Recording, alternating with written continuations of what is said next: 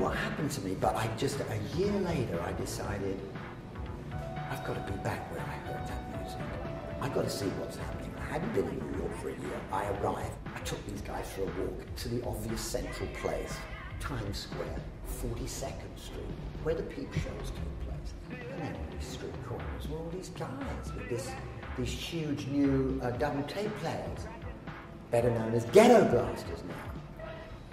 And there would be a guy spinning on his head on every street corner to music they were playing. Scratching. Acting with a little trepidation, and with these two guys from London, I was wondering what was happening, because every time police or some poor came around, of course they changed their three-card Monty act into ghetto blaster, rapping, dancing, as the police moved by. What they would do, they said, we're saving up, we're collecting money because we have a radio show, we have to pay for this and the other. And I said, okay, what radio show? They said, well, you just tune in, 105.9 FM.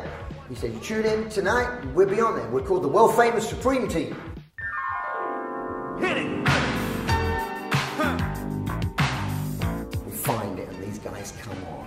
And Gary, so superb and so typically British, was there ready to press the green button and records this show off the radio. This show would become the foundation for the record known as Duck Roll. Gary and Trevor Horn wanted to get back to London and take them with them and record in London. These guys were a little resistant. I said, look, don't worry. He said, yeah, but you know, they don't have the record decks. You know, they were worried there was nothing in this far distance place called England that could provide them with all the necessary infrastructure for them to do their thing.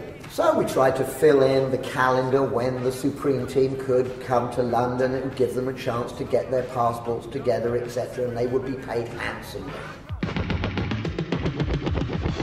give you a simple story about Buffalo Girls, which kind of tells the story of how this whole album was put together, world-famous Supreme Team would share the platform with me.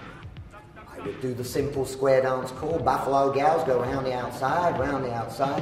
Buffalo gal go around the outside, round the outside, round the outside. And I wrote a little break for them, who Buffalo Girls were, and how pity she's so dirty, she's only dancing to be friendly. And with that, with the Zulu cry, and with these breakbeats, world's famous Supreme Team provided, we would have the basis to say we now, with the radio show fully recorded, with songs we'd taken from KwaZulu-Land and everywhere else, we had the basis for the record. That's the history.